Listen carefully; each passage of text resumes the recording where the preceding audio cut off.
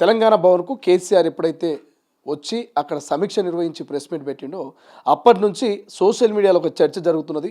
Boss is back, KCR మళ్ళీ తిరిగి వచ్చిండు, ఇక కాంగ్రెస్ను ఒక ఆట ఆడుకుంటారనే ఒక చర్చ బీఆర్ఎస్ సోషల్ మీడియాలో నడుస్తోంది. ఇది ఇట్లుంటే కేసీఆర్ ఎప్పుడైతే కాంగ్రెస్ పార్టీ తోలు తీస్తా తాట తీస్తా రెండేళ్ళు చాలా సహనంగా ఓపిక పట్టి చూసినా ఇక ఆటలు సాగవు, జనంలోకి వస్తా సభలు సమావేశాలు పెడతాను ఎప్పుడైతే స్టేట్మెంట్ ఇచ్చిండో, సో ఆ స్టేట్మెంట్ తోటి కాంగ్రెస్ పార్టీ అగ్రనేతలంతా కూడా ఇటు బీఆర్ఎస్కు కేసీఆర్కు కౌంటర్లు ఇస్తూ ఉన్నారు. మరోవైపు ఈ నెల 29 తారీఖున ఇక అసెంబ్లీ స్టార్ట్ కాబోతుంది. ఈ అసెంబ్లీకి దమ్ముంటే రా కేసీఆర్ అంటూ సవాల్ విసురుతున్నారు. సో ఒక్కసారి ఇదే అంశం మీద మాట్లాడే ప్రయత్నం చేద్దాం. ప్రస్తుతం మనతో పాటు కాంగ్రెస్ పార్టీ సీనియర్ నాయకులు, తెలంగాణ ఉద్యమకారులు కేకే మహేందర్ రెడ్డి గారు. సో మహేందర్ రెడ్డి గారు, చాలా కాలం తర్వాత కేసీఆర్ తెలంగాణ భవన్లో అడుగుపెట్టి ఇక ఆట సాగదు, తోలు తీస్తా తాట తీస్తా అనే కామెంట్ చేస్తూ ఉన్నాడు. సో కేసీఆర్ గారి ప్రెస్ మీట్ మీద కామెంట్స్ మీద ఏం చెప్తారు? ఇప్పుడు కేసీఆర్ గారికి ఇదేం కొత్త కాదు. ఆయన పదవిలో ఉన్నప్పుడే కుంభకర్ణులాగా ఒక 6 నెలలు అటుంటే ఒక అసెంబ్లీ ఉంది కాబట్టి అసెంబ్లీకి రావాల్సిన పరిస్థితి కాబట్టి వచ్చిండు ఆయన చాలా సందర్భాల్లో కూడా ఇంటికే పరిమితం అయిపోతాడు ఆయన. రెండవది తౌలు తీస్తా తాట తీస్తా అనేది ఆయన యొక్క అంత పెద్దగా ఎదిగిన రాజకీయ నాయకునికి మాట్లాడిన మాట కాదు ఇవి. వాటిని అందరం కూడా తీవ్రంగా ఖండిస్తున్నాం. పార్లమెంటరీ లాంగ్వేజ్లో ప్రజాస్వామిక పద్ధతిలో ఉన్నప్పుడు ప్రజాస్వామిక పద్ధతిలో మాట్లాడాలి. ఇవాళ కేవలం కేసీఆర్ గారు వచ్చింది తన పార్టీ యొక్క ఉనికిని కాపాడుకోవడానికి. తన ఇంట్లో ఏదైతే రచ్చ నడుస్తుందో, కవిత మధ్యలో, కేటీఆర్ మధ్యలో, హరీష్ రావు మధ్యలో, ఎప్పుడైతే కవిత బయటికి వెళ్ళిపోయి కేటీఆర్ గారిది, హరీష్ రావు గారిది, జగదీశ్వర్ రెడ్డి గారిది, నిరంజన్ రెడ్డి గారి యొక్క తోలు తీస్తా తాట తీస్తా అని ఆమె చెప్తూనే ఉన్నది కదా. ఆ తోలు తాట తీస్తా అని ఎప్పుడైతే కూతురు చెప్పిందో పాపం ఈయనకి పిచ్చి పట్టింది. ఎందుకంటే ఇన్నాళ్ళు ప్రతిపక్ష నాయకులు మాట్లాడిన మాటల్లో ఏదో అబద్ధం మాట్లాడుతున్న ప్రజలను నమ్మించే ప్రయత్నం చేసిండ్రు. ఇలా ఇంటి మనిషి వచ్చి చెప్తుంది ఇవాళ అన్ని విషయాల్లో. కాళేశ్వరం కమిషన్తో నుంచి మొదలుకుంటే ఇవాళ ఈ కార్ రేసింగ్లు కాని నుంచి గొర్రెల పంపకాల్లో కానించి వీటన్నింటిలో కూడా ఏ విధంగా అవినీతి అక్రమాలకు బీఆర్ఎస్ పరిపాలనలో తెరలేపినరు, ఏ విధంగా వాళ్ళు దోచుకున్నారు, ఎట్టెట్లా దోచుకున్నారు, ఎవరెంత దోచుకున్నారు అనేది ఆమె లెక్కలతో సహా చెప్పుకుంటూ వస్తుంది ఇవాళ. ఆ దెబ్బతోని కేసీఆర్ గారికి దిమ్మ తిరిగింది. కేవలం కవితనే కదా, నా కూతురే కదా, ఏమవుతుంది, ఏం చేయలేం, ఏమవుతుంది అని అనుకున్నాడు ఆయన. అది అధికారం వచ్చిన తర్వాత అధికారం కోసం ఎప్పుడైతే వాళ్ళు పగ్గాలు లాక్కున్నారో, కవిత ఒకవైపు, హరీష్ రావు ఒకవైపు, కేటీఆర్ గారు ఒకవైపు, సరే కేటీఆర్ గారికి పగ్గాలు అప్పచెప్తాం, ఎట్లయినా రాబోయే కాలంలో ఆయనే కదా నాయకుడు అని చెప్పి ఈ పవర్ పంచాయతీ ఎప్పుడైతే మొదలైందో అందులో నుంచి కేటీఆర్ గారికి పగ్గాలు అప్పచెప్పింది. కేటీఆర్ గారి యొక్క విధి విధానాల వల్ల కానీ, హరీష్ రావు యొక్క విధి విధానాల కానీ పార్టీ పూర్తిగా భూస్థాపితం కావడానికి దగ్గరైపోయింది. కేటీఆర్ గారి మాటలను కానీ, హరీష్ రావు గారి మాటలు కానీ, ఆయన పిట్టదొర మాటలు, తుపాకీ రామన్ మాటలు, కేటీఆర్ గారి ఎవ్వరు కూడా పట్టించుకున్న పరిస్థితులు లేదు ఇవాళ. కేవలం ఇవాళ గాలి వార్తలు మాట్లాడుకుంటూ వెళ్ళిపోయింది కేటీఆర్ గారు. హరీష్ రావు గారు ఎంతసేపు ఆయన కోవర్ట్గా ఉన్నాడని అని చెప్పి కవిత కూడా బయటకు వచ్చినప్పుడు చెప్పింది ఇవాళ, నాన్న నీ పక్కనే తోడేళ్ళు ఉన్నాయి, ఆ తోడేళ్ళతో జాగ్రత్త, నీకేమైనా అవసరం ఉన్నప్పుడు నేను వస్తా, నేను నీ పక్కనున్న కేటీఆర్ గారు కానీ, నీ పక్కనున్న హరీష్ రావు గారు కానీ ఎవ్వరు కూడా నిన్ను కాపాడే ప్రయత్నంలో చేయరు, ఎప్పుడు కూడా వీళ్ళందరూ కూడా నడి సముద్రంలో ముంచొస్తారని చెప్పి ఆవిడ తెల్లంగా చెప్పింది ఇవాళ. చెప్పిన తర్వాత పార్టీని కాపాడుకునే ప్రయత్నంలో భాగంగానే ఇవాళ అది మునిగే నావగా తయారైంది బీఆర్ఎస్ పార్టీ. ఎందుకంటే కేటీఆర్ గారి దగ్గర పరిపాలన దక్షత, ఒక పార్టీని లీడ్ చేసే లక్షణాలు లేవని చెప్పి ఇలా తెలంగాణ ప్రజలకు తేటతెల్లమైంది. కేసీఆర్ కూడా ప్రూవ్ అయిపోయింది ఇవాళ. కాబట్టి కేటీఆర్ గారి యొక్క పరిపాలనా దక్షత కానీ, ఒక లీడర్షిప్ క్వాలిటీస్ కానీ ఎప్పుడైతే లేవని గ్రహించిండో ఇవాళ పార్టీని నిలుపుకోవాలని చెప్పి ఒక ప్రయత్నంలో ఆయన వచ్చినట్టుగా అవుపడుతుంది ఇవాళ. కేటీఆర్ సర్పంచ్ ఎన్నికల్లో 40% మాకే పట్టం కట్టిరు, మళ్ళీ మేమే అధికారంలోకి వస్తాం, మళ్ళీ కేసీఆర్ ముఖ్యమంత్రి అవుతాడు, సో కాంగ్రెస్ నమ్ముతలేరని స్టేట్మెంట్లు ఇస్తూ ఉన్నారు కదా. మరి సరే, ఇప్పుడు ఒక పార్టీలో ఉన్న నాయకునిగా చెప్పాల్సిన బాధ్యత, ఎందుకంటే క్యాడర్కు బూస్టింగ్ ఇవ్వాలంటే వాళ్ళు చెప్పాల్సిన మాటలు చెప్తారు ఇవాళ. నిజంగా కూడా కేటీఆర్ గారు ఇలా సిరిసిల్ల కాన్స్టిట్యున్సీకి వచ్చిన కానీ ఆయన గెలిచిన సీట్లేని 52 సర్పంచులు గెలిచిండు. నా దగ్గర ఉన్నాయన్ని 109 గ్రామాలు. 109 గ్రామాలలో నువ్వు గెలిచిన 52. నువ్వు మొత్తం 17 సంవత్సరాలు ఆ ప్రాంతానికి నువ్వు ప్రాతినిధ్యం వహిస్తున్నావు. 17 సంవత్సరాలలో 9.5-10 సంవత్సరాలు నువ్వు మంత్రిగా ఉన్నావు. ఇవాళ సిరిసిల్ల కాన్స్టిట్యున్సీలో 5 మండల్స్ ఉంటాయి. 5 మండలాలలో తంగలపల్లి మండలాన్ని కాంగ్రెస్ పార్టీ గెలుచుకుంది, ఒక మండలంలో బీజేపీ, ఒక మండలంలో ఇండిపెండెంట్, ఒక మండలంలో మీరు గెలిచినారు, ఇంకో మండలంలో ఇండిపెండెంట్ గెలిచినారు. అంటే 5 మండల హెడ్ క్వార్టర్స్లో నీ 17 సంవత్సరాల పరిపాలనలో 9.5-10 సంవత్సరాల పరిపాలనలో నువ్వు గెలిచింది ఏంది? అలా ఎంతసేపు నీ దాచుకున్న డబ్బుతోని మళ్ళీ డబ్బులతోని ఓట్లను కొనాలనే ప్రయత్నం చేసినవి. అలా కాంగ్రెస్ పార్టీ 32 గెలిచింది. పెద్ద పెద్ద గ్రామాలని, కంచుకోటలన్న గ్రామాలను కూడా మేము బీటలు కొట్టినవి. అలా ఇండిపెండెంట్లు గెలిచినారు. నీ ఎంత శాతం గెలిచినావు? నువ్వు నీ కాన్స్టిట్యున్సీలో నువ్వు 50% గెలవలే. 109లో 52 గెలిచినావు. నువ్వు నీ కాన్స్టిట్యున్సీలో నువ్వు 50% గెలవలే. ఇక నేను 40% గెలిచిన ఎందుకు పంకరాలు కొడుతున్నావు? కదా ఇంతో గెలిస్తే పక్కన సిద్దిపేట వాళ్ళు గెలిచి ఉండొచ్చు, మీ బావగారు గెలిచి ఉండొచ్చు. నీ కాన్స్టిట్యున్సీలో నీకు పట్టులేదు. నువ్వు నేను 40% గెలిచినా అని ఉత్తర ప్రభావాలు పలికితే ప్రజలు నమ్మే పరిస్థితులు లేరు. వాళ్ళ లెక్కలు ఉన్నాయి కదా తేట తెలంగాణ. ఇవాళ పార్టీ రహితమైన ఎలక్షన్లు అయి ఉండొచ్చు ఇవి. మా దగ్గర ఇంకా కూడా చెప్తున్నాను నేను, 12-14 ఇండిపెండెంట్లు ఎవరైతే గెలిచినారో మా దానిలో రిబల్స్ గెలిచినారు. వాళ్ళు 6-7 మెంబర్స్ మా రెబల్సే గెలిచినారు. వాళ్ళ అంటే మేము ఇంచుమించు 39 సీట్లు మేము గెలిచినాం. ఇవాళ నువ్వు 9.5 సంవత్సరాలు 10 సంవత్సరాలు మినిస్టర్గా ఉన్నావు. నువ్వు దోచుకున్న డబ్బులు విపరీతంగా ఖర్చు పెట్టినావు. ఒక మండలం హెడ్ క్వార్టర్లో 1,50,00,000 పెట్టిండట. 1,50,00,000 పెడితే అక్కడ 3,000 రూపాయల ఖర్చు పెట్టిన ఒక వ్యక్తి 2,800 పైసలు మేరతో గెలిచిండు ఇండిపెండెంట్. అంటే నీ ప్రాబల్యం అంత ఉంది అక్కడ. నువ్వు ఈ 9.5 సంవత్సరాల నీ మినిస్ట్రీ పదంలో నువ్వు వెలగబెట్టింది అంత. ఇప్పటికైనా కేటీఆర్ గారి యొక్క ఇటువంటి ఉత్తర ప్రగల్భాలు చూసి గాలి మాటలని ప్రజలు నమ్మే పరిస్థితుల్లో లేరు. ఇవాళ ముందుగా నీ ఇంటిని నువ్వు చక్కబెట్టుకోవాలి. ఎంతసేపు గాలి మాటలు, తుపాకీ రామిన మాటలు, అగ్గి రామిన మాటలు, ఇవాళ అగ్గి బరాటా నేను అనుకుంటా నువ్వు మాట్లాడితే ప్రజలు నమ్మే పరిస్థితి లేదు. కేవలం ఇలా కేసీఆర్ గారు వచ్చి ఎందుకు ఆ మాటలు మాట్లాడినంటే పార్టీ ఉనికి కోల్పోతుంది. కేటీఆర్ గారు ఒక విఫల నాయకుడు. ఆయన ద్వారా పార్టీని నడిపించే శక్తి కానీ యుక్తి కానీ ఆయనకు లేదని చెప్పి కేసీఆర్ గారికి తేట తెల్లమైంది. అలా ఒకవైపు కవిత నీ తోలు తీస్తా అంటుంటే ముందుగా నీ తోలు నువ్వు కాపాడుకో, తీయకుండా నీ తోలు కానీ నీ కొడుకు తోలు కానీ మీ అల్లుని తోలు కానీ ఇంకా ఇతర నాయకుల తోళ్ళు కానీ తీయకుండా నీ కూతురు నుంచి నీకు నువ్వు కాపాడుకో. కేవలం దాన్ని ఒక సైడ్ ట్రాక్ చేయడానికి వాళ్ళు చేసిన ఒక కుటిల ప్రయత్నం తప్ప అంతకంటే ఎక్కువ కాదు. నిజంగానే కేటీఆర్ గారు 80,000 పుస్తకాలు చదివినోడు ఇటువంటి భాష మాట్లాడతారండి. ఒక రాజకీయ నాయకుడిగా ఒక అపర మేధావినని చెప్పుకుంటాడు ఆయన్నే. ఆయన ఇటువంటి భాష మాట్లాడితే ప్రజలు ఎందుకు దాన్ని స్వీకరిస్తారు, ఎందుకు దాన్ని నమ్ముతారు ప్రజలు? 80,000 పుస్తకాలు చదివిన మేధావి వచ్చి నీకు గోదావరిలో నీళ్ళు ఎట్లా పోతున్నాయి, కృష్ణాలో నీళ్ళు ఎట్లా పోతున్నాయి, ఒక చట్టసభ ఉంది, నువ్వు దానికి ప్రతిపక్ష నాయకునివి. కానీ పాలమూరుకు కేంద్ర రాష్ట్ర ప్రభుత్వాలు అన్యాయం చేసినాయి, పాలమూరును ఆదుకోవాల్సిన అవసరం ఉన్నది, సభలు కూడా పెడతామని అంటున్నాడు. నిజంగా కేంద్ర రాష్ట్ర ప్రభుత్వాలు అన్నప్పుడు కాంగ్రెస్ బీజేపీ అన్యాయం చేసినా అనుకోవచ్చా పాలమూరుకు? నేను అదే ఏమంటున్నానంటే కేసీఆర్ గారికి నీవు వచ్చి గాలి మాటలు కేవలం ప్రెస్ మీట్లలో పరిమితం కాకండి. మీరు దయచేసి మీకు విజ్ఞప్తి చేసేది చట్టసభలో ఏదైనా రికార్డు మీద ఉంటుంది కాబట్టి చట్టసభలో వచ్చి చెప్తే చట్టసభలో నీకు ఏదైతే ఎవరు అన్యాయం చేసినారు, దేనికి అన్యాయం చేసినారు రికార్డు ఉంటుంది. దానికి కూడా రికార్డు ఉంటుంది. పాలమూరు ఎవరి హయాంలో దెబ్బతిన్నది, పోతిరెడ్డి పార్క్ పొక్కేలు పెట్టిన పెద్ద ఎత్తున, ఇలా కృష్ణాలో మనకు రావాల్సిన నీటిని ఎవరు అమ్మేసినరు, ఎవరు పట్టిసీమను సస్యశ్యామలం చేద్దామన్నారు, రాయలసీమను రత్నాలసీమ చేద్దామన్నారు, ఎవరు రొయ్యల పులుసు తాగి రొయ్యల పులుసు తిని తెలంగాణ హక్కులను ఆంధ్రాకు తాకట్టు పెట్టినరు. ఇవన్నీ కూడా రికార్డు మీద ఉన్నాయి, మనం చెప్పేది కాదు ఇవాళ. కానీ కేసీఆర్ ఒక ప్రెస్ మీట్కే ముఖ్యమంత్రి రేవంత్ రెడ్డి మంత్రులంతా కూడా ఫ్రస్ట్రేషన్గా ఫీల్ అవుతున్నారు, అసెంబ్లీకి వస్తే తట్టుకుంటారు అని ఒక చర్చ కూడా బీఆర్ఎస్ సోషల్ మీడియాలో జరుగుతున్నది. ఏం చెప్తారు? మీరు ఏమన్నారు ఇంతకుముందు మాట్లాడింది? ఎవరి మీ సోషల్ మీడియాది?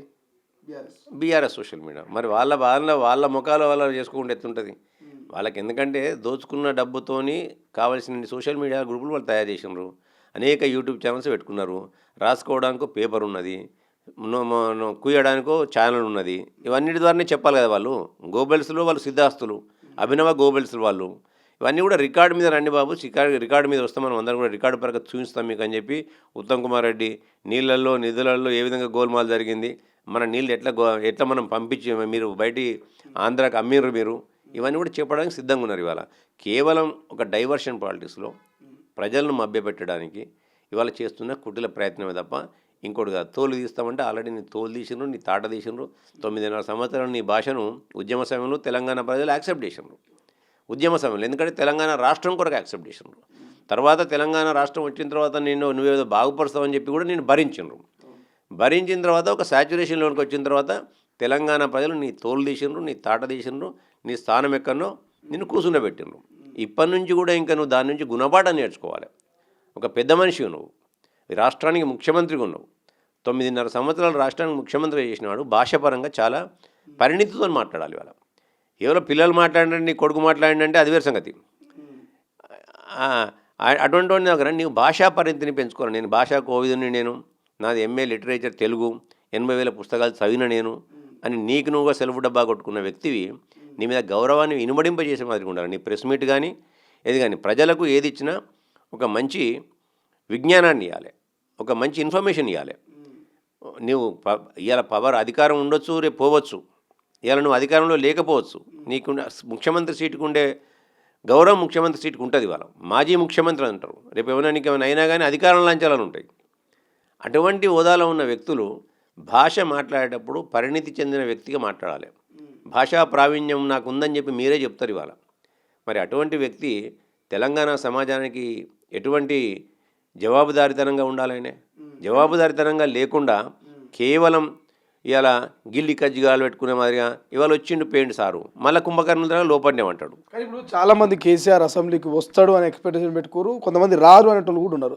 ఒక్కో రకంగా చెప్పాలంటే కేసీఆర్ అసెంబ్లీకి వస్తాడు రాదని బెట్టింగ్ పెట్టే ఆలోచనలో ఉన్నట్టు కొంత చర్చ జరుగుతున్నది, సోషల్ మీడియా ట్రోల్స్ జరుగుతున్నాయి. బట్ ఈసారి నీటి మీద జరిగేటువంటి ఈ అసెంబ్లీ సమావేశాలు కేసీఆర్ వస్తారనుకుంటారా రారనుకుంటారా? నేను ఏమంటున్నా అంటే కేసీఆర్కి నిజంగానే తెలంగాణ ప్రజలకు నిజానిజాలు తెలవాలంటే, తెలంగాణ ప్రజలకు నీళ్ళల్లో అన్యాయం జరగద్దని అనుకుంటే, తెలంగాణ ప్రజలు నిజంగా కూడా మోసపోయినరు ఈ ప్రభుత్వం చేతిలో ఉన్నారనుకుంటే, నా హయాంలో తెలంగాణ ప్రజలకు నీళ్ళల్లో నేను సరైన వాటా ఇచ్చినానని చెప్పాలనుకున్నట్టయితే అసెంబ్లీకి రావాలని, అసెంబ్లీకి వచ్చి నిజానిజాలపైన నిగ్గు తేల్చాలని.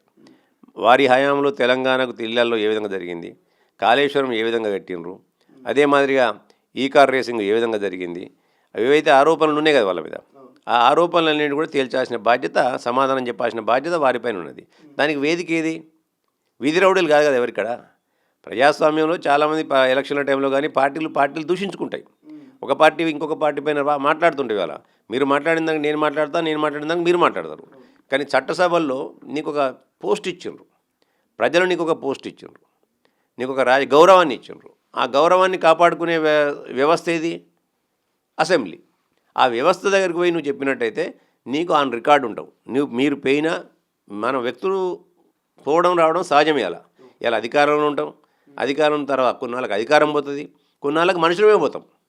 కానీ రికార్డులు ఉంటాయి, అసెంబ్లీలో రికార్డ్స్ ఉంటాయి. ఆ రికార్డ్స్ ఎప్పటికి కూడా చెప్తాం. ఇప్పుడు అసెంబ్లీ రికార్డులో ఉన్న తీయండి 1970 అని చెప్తుంటాం మనం. పలానా వ్యక్తి పలానా ముఖ్యమంత్రి గారు మాట్లాడారు, పలానా మంత్రి గారు మాట్లాడారు, అది రికార్డులో ఉన్నదని చెప్తాం మనం. మీరు మాట్లాడింది ప్రజలకు అందుబాటులోకి రావాలి, భావితరాలకు కూడా అందుబాటులోకి రావాలి. కేవలం గాలి మాటలు చెప్పి, గాలి వార్తలు చెప్పి, ఆ రోజు మందం న్యూ టైమ్స్లో హెడ్లైన్స్ చెప్పి ఇక నేను పోయి ఆనందపడితే శునకానందం. ఇలా నేను ప్రెస్ మీట్ పెట్టగానే ఇంతమంది పైకి వచ్చి అని చెప్పి వికటాటాన్ని చేసుకుంటా శునకానందం పొందితే ఏం లాభం? ఇలా కేటీఆర్ గారి ద్వారా ఇదంతా కేవలం ఏంటంటే కేటీఆర్ గారికి నాయకత్వ లక్షణాలు లేవని చెప్పి ప్రజలు గ్రహించినరు. పార్టీ భ్రష్టు పట్టిపోతుంది, పార్టీ అధపాతాలకు పోతుంది. దానికి తోడు వారి కూతురు కవిత ఏదైతే ఒక్కొక్క బాణాన్ని సంధిస్తుందో ఆ సంధించిన బాణానికి జవాబు లేకుండా పోతుంది. కవిత కూడా ముఖ్యమంత్రి అయితే అంటున్నది కదా, తాట తీస్తామంటున్నది. ఆమె కూడా అందరి లెక్కలు బయట పెడతాం ఉద్యమం టైంలో మీరు దోచుకున్నదంతా అంటూ సొంత పార్టీ నేతలకి కూడా ఆమె హెచ్చరికలు జారీ చేస్తూ ఉన్నది కదా, ఇది ఎట్లా చూడవచ్చు? నేను అదే అంటున్నా. ఇప్పుడు నీ ఇల్లు నువ్వు చక్కబెట్టుకో, ఇంట్లో ఉన్న ఎలుకలు ఉన్నాయి, నీ ఎలుకలను నువ్వు ముందుగా లేకుండా చేసుకోగల. నీ యొక్క బండారం మొత్తం బయట పెట్టడానికి ఆమె సిద్ధంగా ఉంది. నీ తాళపు మొత్తం ఆమె దగ్గర ఉందని ఆవిడ చెప్తుంది. ఆమె ఏమంటారు, తాట తీస్తారా, తోలు తీస్తుందా, ఎవరిది తీస్తుంది, ప్రజలు ఏ విధంగా స్పందిస్తారు, ఆమెను ముఖ్యమంత్రి చేస్తారా? ఆశ ఉండొచ్చు, ఆశ ఉంటే తప్పనే. నాకు కూడా ఉన్నదో ఆశ ఉంటే తప్పేందుకంటే దానికి ప్రయత్నం చేయాలి, ప్రజలు ఆశీర్వదించాలి. ఆశీర్వదించినప్పుడు ఆటోమేటిక్గా అయితే కావచ్చు, అది మనకు సంబంధం లేని ఇష్యూ. వారి ఆశలపైన మనం నీళ్ళు తేయడానికి మనం లెక్క కాదు. వాళ్ళ ప్రయత్నం వాళ్ళు చేసుకుంటారు, ప్రజలు ఆశీర్వదించాలి. ఇవాళ ఏదైతే నీ ఇంట్లో కుంపటి ఉందో, నీ ఇంట్లో జరిగిన ప్రతి ఒక్క అనర్థానికి తెలంగాణ ప్రజలు ఏ విధంగా నువ్వు చేసిన 9.5 సంవత్సరాల పరిపాలనలో ఇవాళ అప్రజాస్వామిక అవినీతి పరిపాలన కొనసాగించిన దానికి ఆమె దగ్గర నిదర్శనాలు ఉన్నాయి నగరా అని చెప్తుంది ఆవిడ. ఆ ఒక్కొక్క నిదర్శనాన్ని మాధవరం కృష్ణారావు ఐడిపిఎల్ భూములు ఎట్లా తీసుకున్నారు, ఇంకొక ఆయన ఇంకో భూములు ఎట్లా తీసుకున్నాడు, హరీష్ రావు ఎక్కడ ఏం తీసుకున్నాడు, సంతోష్ ఏ విధంగా ఎక్కడ తీసుకున్నాడు, అవన్నీ కూడా ఆమె చెప్పుకుంటూ వస్తుంది జవాబుదారితనంగా. ఆమె సంధించిన ప్రశ్నలకు నిరంజన్ రెడ్డి గారు ఎక్కడ దోసుకున్నారు, జగదీశ్వర్ రెడ్డి గారు ఎక్కడ దోసుకున్నారు, ఇవన్నీ ఆవిడ చెప్తుంది. మంది చెప్తున్నారు కానీ కేసీఆర్ దోచుకున్నట్టుగా దాచుకున్నట్టుగా ఎక్కడ చెప్పట్లేదు కదా. ఇప్పుడు ఎవరు దోచుకున్నా దాచుకోకున్నా కేసీఆర్ దోచుకున్న ప్రత్యేకించి చెప్పాల్సిన పని లేదు. ఎందుకంటే ఆయన చుట్టూన్న నాయకులు ఆయన నమ్మిన నాయకులే కదా. ఆయన దోచుకున్నట్టు ఆటోమేటిక్గా పేరు ఎవరికి పోవాలి?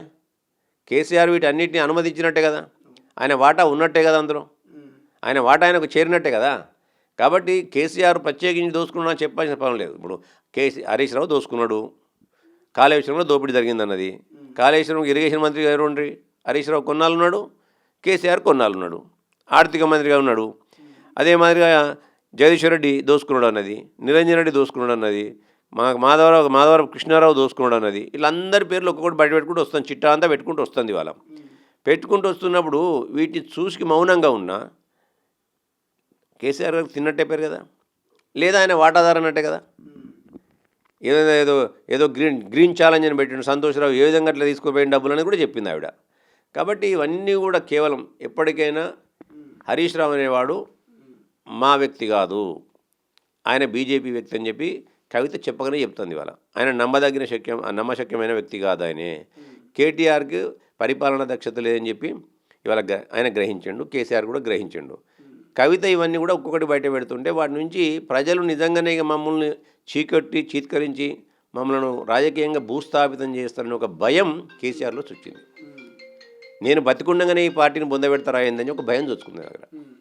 నేను బతికుండగానే నా పార్టీని బొందబెడితే నేను ఏం కావాలి, నా పేరేం కావాలని ఒక భయం పట్టుకుంది. కాబట్టి ఇవాళ డైవర్షన్ పాలిటిక్స్ కొరకు ఆ పార్టీని మళ్ళీ తిరిగి పునర్జీవింపజేయాలన్న ఒక ఉద్దేశం కొద్దీ కేసీఆర్ గారు నేను గట్టిగా ఉన్నా, నేను వస్తా, జనంలోకి వస్తా అని చెప్పడానికి వారి యొక్క క్యాడర్లో ఒక ప్రేరణ నింపడానికి ఆయన చేసిన ఒక చిరు ప్రయత్నం తప్ప ఇంకోటి కాదు. తెలంగాణ ప్రజలు దాన్ని కూడా నమ్మడానికి, ఆయనను విశ్వసించడానికి కూడా తెలంగాణ ప్రజలు సిద్ధంగా లేరు. ఇవాళ ఆల్రెడీ ఈ 2 సంవత్సరాల క్రితం జరిగిన ఎన్నికల్లో భూస్థాపితం చేసినారు, లోక్సభ ఎన్నికల్లో వాళ్ళ స్థానం ఏందో చూపించినారు, జరిగిన ఉప ఎన్నికల్లో వాళ్ళ స్థానం ఏందో చూపించినారు.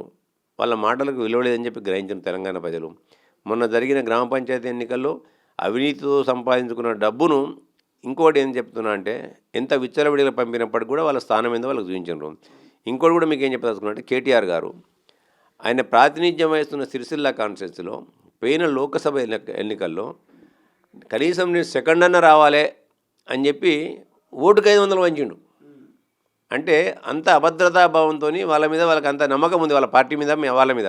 ఎంతసేపు వాళ్ళు ఏంటంటే డబ్బులను నమ్ముకున్నారు, దోపిడీ చేసిన డబ్బులను తెలంగాణ ప్రజలను వాళ్ళ దోచుకున్న డబ్బుతోని వెదజల్లి మళ్ళీ అధికారం చేసుకునే ఒక ప్రయత్నం చేస్తాను తప్ప అది చిన్న వాడకు కొన్ని నక్కల ప్రయత్నం చేస్తే కావచ్చు. చాలా ప్లేసులో నేను ఇంతకుముందు చెప్పాను, నేను మా గంభీరావుపేట మండల హెడ్ క్వార్టర్లో 1,50,00,000 భూములు కొనిచ్చిండ్రు, సంఘాలకు లక్షల రూపాయలు ఇచ్చిండ్రు, బియ్యం ఇచ్చిండ్రు, బోళ్ళు ఇచ్చిండ్రు, అన్ని ఇచ్చినా కానీ ఒక సామాన్యుడు 3,000 రూపాయల ఖర్చు పెట్టి 2,800 కోట్లతో గెలిచిండు. 3,000 అంటే ఆయన ప్రజాసేవలో ఉన్నాడు. ఆయన ప్రజాసేవలో ఉన్న వ్యక్తిని ప్రజలు గుర్తించారు. అక్కడ చాలా ప్లేసులలో డబ్బులు పనిచేస్తాయి కానీ అక్కడ పనిచేయాలి, ఎందుకంటే నిరంతరం ప్రజాసేవలో ఉన్నాడు. మీ పరిపాలన చూసారు, మీ అధికారంలో ఉన్నప్పుడు మీ పార్టీ అభ్యర్థులు అక్కడ సర్పంచులు ఉంటే ఏం చేసినారో చూసారు జనం, ఏ విధంగా వాళ్ళను అది చేసినారు. కాబట్టి ఇటువంటి కుటిల ప్రయత్నాలు, కుటిల రాజకీయ నీతిని కేసీఆర్ గారు ప్రయోగించారు. ఆ ప్రయోగానికి మంత్రాలకు ఏదో చింతకాయలు లాగుతుంటారు. తెలంగాణ ప్రజలు కేసీఆర్ గారి మాటలను నమ్మే పరిస్థితుల్లో లేరు. ఆయన ఎప్పుడు వస్తారో ఎప్పుడు పోతారో తెలియదు తెలంగాణ ప్రజలకు. ఆయన ఇవాళ వచ్చి మాట్లాడిన మాటకు మళ్ళీ రేపు పొద్దుగాల కట్టుబడి ఉంటాడన్నది కూడా తెలంగాణ ప్రజలు కట్టుబడి ఉండడు అని చెప్పి తెలంగాణ ప్రజలకు తెలిసిపోయింది ఇవాళ. కాబట్టి తెలంగాణ ప్రజలు కేసీఆర్ని కాదు, కేసీఆర్ తాత దిగొచ్చి ఇటువంటి స్టేట్మెంట్ ఇచ్చినా కానీ ఇలా తెలంగాణ ప్రజలు బీఆర్ఎస్ పార్టీని కానీ కేసీఆర్ని కానీ నమ్మే పరిస్థితుల్లో లేరు. ఆయన మాటలకు ఇంత పెద్ద రియాక్షన్ కూడా అవసరం లేదు. బీఆర్ఎస్ సోషల్ మీడియా వాళ్ళ సొంత డబ్బా, స్వడబ్బా, పరస్పర డబ్బా తప్ప ఇంకోటి లేదనలా. వాళ్ళు పెట్టుకున్నదే అందుకు కదా. దాని కొరకు వాళ్ళు ఎంప్లాయ్మెంట్ క్రియేట్ చేసి కొంతమందికి సాత్తున్నారు వాళ్ళు. దాని గురించి మేము బాధపడాల్సిన అవసరం లేదు. అది ఎవరు చేస్తారు? కొంతమంది వాళ్ళ మధ్యన మాత్రమే జరుగుతుంది. ఇప్పుడు నీలాంటోనికి నాలాంటోనికి అది బీఆర్ఎస్ సోషల్ మీడియాలోకి పోతుంది, దాన్ని చూడం మనం. వాళ్ళ శునకానందం పొందుతారు. వాళ్ళు ఆ శునకానందం పొందితే మనం దానికి చూసి మనం కూడా సంతోషపడాలి. ఎందుకంటే వాళ్ళ మానసిక పరిస్థితికి అది, వాళ్ళు దాంతోనే తృప్తి పడతారు. మనకు ఎందుకులే అని చెప్పి మనం దాంతో తృప్తి పడాలి తప్ప కేసీఆర్ గారి యొక్క మాటలకు ఇలా తాటాకు చప్పుళ్లకు కుందలు ఏదో బెదరైన సామెత ఉంది కదా. ఇలా కేసీఆర్ గారి తాటాకు చప్పుళ్లకు కాంగ్రెస్ పార్టీ క్యాడర్ కానీ, కాంగ్రెస్ పార్టీ అధిష్టానం కానీ, ఈ ప్రభుత్వం కానీ బెదిరే ప్రశ్న లేదు. ఎందుకంటే కాంగ్రెస్ పార్టీ ఇలా ఘనమైన చరిత్ర ఉంది కాంగ్రెస్ పార్టీకి. ఎవరు లేనప్పుడు కూడా కాంగ్రెస్ పార్టీ ఈ రాష్ట్రాన్ని ఇచ్చింది కాంగ్రెస్ పార్టీ. తెలంగాణ తల్లి సోనియా గాంధీ ఉంది. అలా నీ ఉద్యమం ద్వారా రాలేయాలి తెలంగాణ. సోనియా గాంధీ వారి దయ వల్ల వచ్చింది కానీ నేను చెప్తున్నా. తెలంగాణ ప్రజల మనోభావాలను గుర్తించి సోనియా గాంధీ గారు ఇచ్చిండ్రు. ఇలా తెలంగాణ ప్రజల మనోభావాలకు అనుగుణంగా ఇలా కాంగ్రెస్ పార్టీ పనిచేస్తుంది. అందరికి కూడా అందుబాటులోకి వస్తుంది. కాంగ్రెస్ పార్టీ చేసిన విధి విధానాలన్నీ కూడా కాంగ్రెస్ ప్రజల్లోకి వెళ్తున్నాయి. కాబట్టి నువ్వు కాళ్ళు కిందికేసి తలకాయ కింద పెట్టి కాళ్ళు పైకి పెట్టినా కానీ, హరిహర బ్రహ్మాదులు వచ్చినా కానీ, నువ్వు ఎన్ని రాజకీయ విచిత్రాలు చేసి విన్యాసాలు నువ్వు నీ కొడుకు మీ అల్లుడు చేసినా కానీ తెలంగాణ ప్రజలు మిమ్మల్ని నమ్మే పరిస్థితుల్లో లేరనేది వాస్తవం. Thank you so much. But చూద్దాం, అందరి చూపు ఈ నెల 29 అసెంబ్లీకి కేసీఆర్ వస్తాడా రాడా, అసెంబ్లీలో కేసీఆర్ అడుగు పెడతాడా పెట్టడా, మరి ముఖ్యమంత్రి రేవంత్ రెడ్డి కాంగ్రెస్ పార్టీ నాయకులు అడిగే ప్రశ్నలకు సమాధానం చెప్తాడా లేదని ఒక చర్చ మాత్రం జరుగుతోంది. బట్ ఏదేమైనప్పటికీ కేసీఆర్ ఎన్ని మాట్లాడినా, కేటీఆర్ ఎన్ని కామెంట్ చేసినా కాంగ్రెస్ పార్టీ అదరదు బెదరదు. ఖచ్చితంగా భవిష్యత్ అంతా కాంగ్రెస్ పార్టీ అంటూ కేకే మహేందర్ రెడ్డి చెప్తున్నట్టుగా తెలుస్తోంది. చూద్దాం ఏం జరుగుతుంది భవిష్యత్తులో. నిజంగా కేసీఆర్ వస్తాడా రాడా, చర్చ జరుగుతుందా జరగదా అనేది ఫ్యూచర్లో చూడాల్సిన అవసరం ఉంది. కెమెరా పర్సన్ అజయ్తో శ్రీశైలం, తొలి వెలుగు, హైదరాబాద్. అసలైన తొలి వెలుగు. ఫాలో వాట్సాప్ @తొలి వెలుగు official.